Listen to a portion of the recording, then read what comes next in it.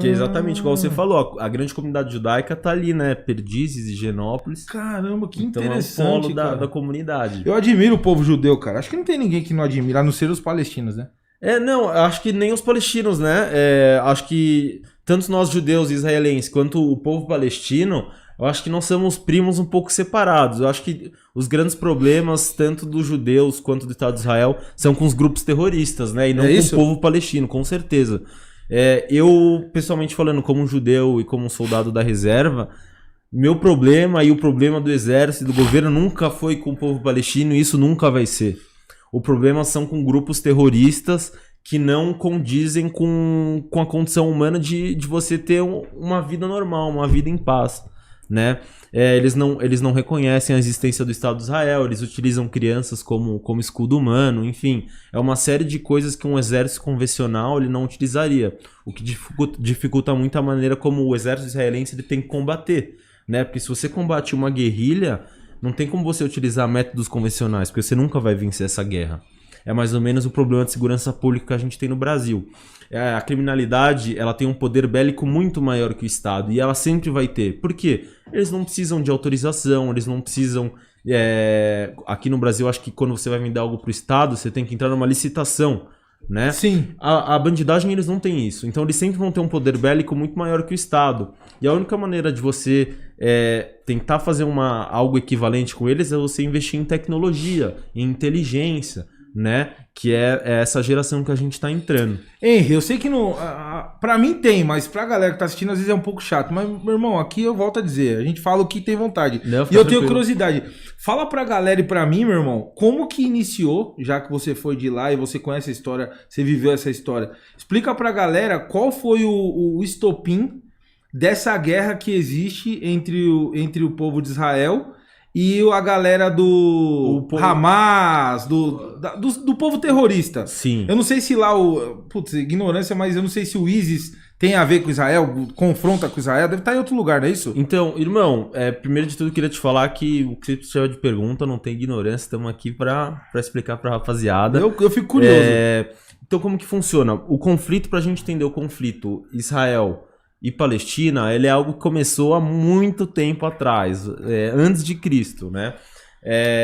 Os palestinos dizem que o povo judeu nunca esteve nessa terra, muitos judeus extremistas dizem que os palestinos nunca estiveram nessa terra, mas a verdade é que a terra de Israel, onde atualmente é Israel, era uma terra onde os judeus eles sempre estiveram há muitos anos atrás, e decorreram várias guerras nesse período.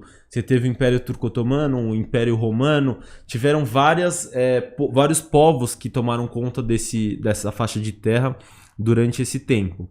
E depois do Holocausto, mais recentemente, né, se a gente falar que foi mais ou menos que foi o governo nazista que teve na Alemanha, ao término do Holocausto, a ONU optou por fazer uma resolução para ter um Estado judeu, que todos os judeus do mundo tivessem um pedaço de terra, né? E o que foi requisitado para a ONU foi que o Estado judeu fosse onde o povo judeu cresceu, que era a terra de Israel.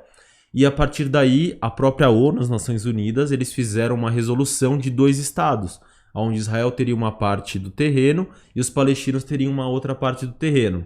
Acontece que quando o Estado de Israel, acho que se não me engano a gente não tinha nem 2, 3 dias, já entraram em guerra com a gente. Então a gente não tinha um exército, a gente não tinha praticamente nada, né? E a gente começou a lutar com 6 países árabes, então foi uma coalizão de países árabes que começaram a lutar contra nós.